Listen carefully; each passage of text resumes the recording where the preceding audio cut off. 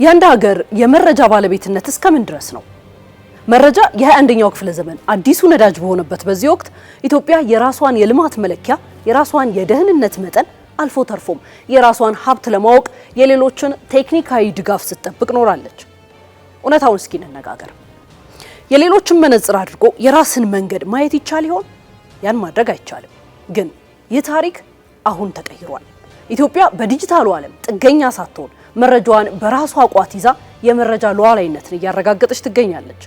ሀገራችን ዛሬ ላይ በራስ አቅም ዓለም አቀፍ ደረጃውን የጠበቀና ተነባቢነትን መሰረት ያደረገ መረጃ መሰብሰብና መተንተን ብቃት ላይ ደርሳለች። እንዲያውም ከዚያም አልፋ ለሌሎች ሀገራት ልምድ ማካፈልና ስልጠና ወደ መስጠት ምዕራፍ ተሸጋግራለች። ግን ይህ እንዴት ሆነ? ቆይታችን ይመልሰዋል።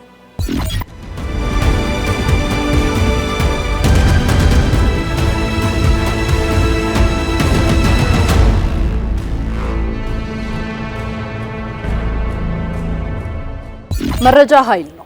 ነገር ግን ኢትዮጵያ ባለፉት ረጅም ዓመታት የመረጃ አጠቃቀምና የስታቲስቲክስ ስርዓቷ ከፍተኛ በሆነ መዋቅራዊ ድክመት ውስጥ ተዘፍቆ ቆይቷል። በሀገር ውስጥ የሚሰበሰቡ መረጃዎች በዘመናዊ ቴክኖሎጂ ያልተዋጁ ነበሩ። የመረጃ አሰባሰብ፣ አደረጃጀት፣ ትንተናና የስርጭት ሂደቱ ወቅቱን ያልጠበቀና ተአማኒነቱ ውስጥ ጥያቄ እንዲወድቅ ያደረገ ነበር።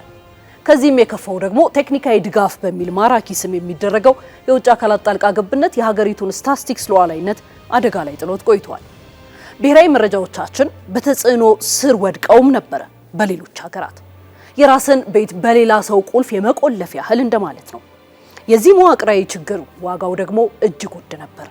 የስታቲስቲክስ አቅማችን መዳከም እንደ ዓመታዊ ጠቅላላ ምርት ጂዲፒ እና ድህነት መለኪያዎች ባሉ ወሳኝ ሀገራዊ አመልካቾች ላይ ወቅታዊ መረጃዎች እንዳይኖረን አድርገውንም ቆይተዋል።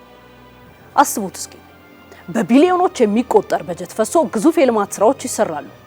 ነገር ግን ያመጡትን አዎንታዊ ተጽዕኖ በሳይንሳዊ መንገድ ለመለካት እጅግ አዳጋች ይሆናል።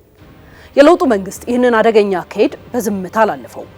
የሀገር በቀል ኢኮኖሚ ሪፎርሙ አንዱ አካል ተደርጎ የተወሰደው የኢትዮጵያን የመረጃና የስታቲስቲክስ ሉዓላዊነት ማረጋገጥ እርምጃ ሁኔታዎችን ቀይሯቸዋል።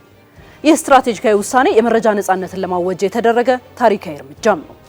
ይህም የሐሰት ሪፖርት ፋብሪካ በሮች እንዲዘጉ ያደረገም ጭምር። በ10 ዓመቱ የልማት እቅድ መሰረት አንድ እቅድ አንድ ሪፖርት የሚል አዲስና ጥብቅ አሰራር ተግባራዊ ተደርጓል።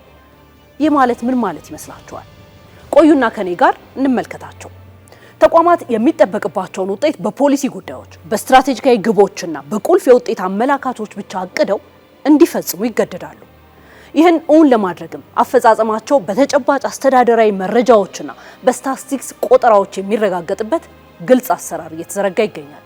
የለውጡ መንግስት የመረጃ አሰባሰብ ዘዴዎችን በዲጂታል ከማዘመን ባለፈ ታሪካዊ የሆኑ ሀገራዊ ቆጠራዎችን እያካሄደ ይገኛል።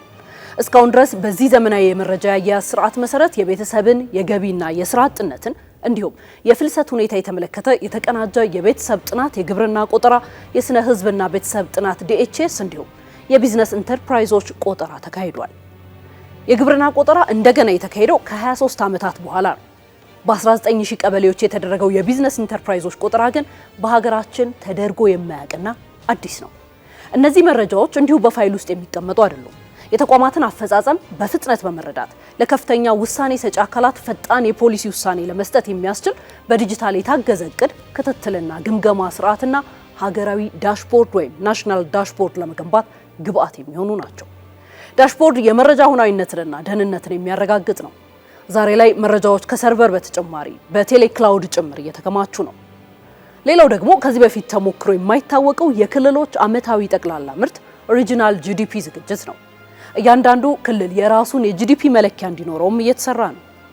ይህም ክልሎች የራሳቸውን ኢኮኖሚ አቅም በትክክል እንዲያውቁና የልማት ጉዟቸውን በውል እንዲገመግሙ የሚያስችል ትልቅ አቅም ነው። ከዚህ ባለፈም የሀገሪቱን አጠቃላይ ምርት ወቅታዊ የማድረግ ወይም ጂዲፒ ሪቤዚንግ ስራም በትኩረት እየተሰራ ይገኛል። እነዚህ ሁሉ ድሎች በአንድ ጀንበር የመጡ አይደሉም። ከፍተኛ መዋቅራዊና ቴክኖሎጂያዊ ኢንቨስትመንት ፈሶባቸዋል። ይሁንና አብዛኛውን ህብረተሰብና ባለድርሻ አካላት ይህንን የመረጃ አብዮት ወይም ዳታ ሪቮሉሽን በሚገባ አልተገነዘቡትም። ለዚህም ነው ይህን የመሰለ አሁን እየተደረገ ያለውን ታላቅ የመረጃ ሉዓላዊነት ጉባኤ ማካሄድ ያስፈልገው። የዚህ ጉባኤ ፋይዳ ምንድነው ካላችሁኝ፣ የመጀመሪያው ሽግግሩን ማሳየት ነው። ከወረቀት ወደ ዲጂታል፣ ከጥገኝነት ወደ ሉዓላዊነት የተደረገውን ታሪካዊ ሽግግር ለህዝብ ማሳወቅ። ለምሳሌ የአንድን አካባቢ የግብርና ምርት መረጃ ለመውሰድ ከዚህ በፊት የአካባቢው ካርታ በእጅ ተስሎና ተከፋፍሎ ነበር መረጃው የሚሰበሰበው። አሁን ግን በሳተላይት መረጃ በመውሰድ ወይም ሪሞት ሴንሲንግ በመጠቀም የአካባቢውን የግብርና ምርት መጠን ለማወቅ ተችሏል። ሁለተኛው እምነትን መገንባት ነው። ሀገራዊ ኦፊሻላዊ መረጃዎችን በምን ያህል ሳይንሳዊና ሉዓላዊ ቁጥጥር እንደሚሰበሰቡ በማሳየት የመረጃ ትምምንን መገንባት ነው። ኢትዮጵያ በዚህ ጉባኤ ለዲጂታል ኢኮኖሚ በተለይም ለዲጂታል 2030ና ለአርቲፊሻል ኢንተለጀንስ AI ኢኮኖሚው ያላትን የመረጃ ዝግጁነት ታሳይበታለች። ተጠቃሚነትን ማስፈን የዚህ ጉባኤ ሌላኛው ዓላማ ነው። አንድ እቅድ፣ አንድ ሪፖርት አሰራር በተግባር እንዴት የሀብት ብክነትንና የሐሰት ሪፖርቶችን እያስቀረ እንደሆነ የጋራ ግንዛቤ ይያዝበታል። ኢትዮጵያ ዛሬ ላይ ቆማ የትናንትናውን ስህተት አትደግምም። በአሰራር ድጋፍ ስም መረጃዎችን ለውጭ አካላት የሚጋለጡበት ዘመንም አብቅቷል።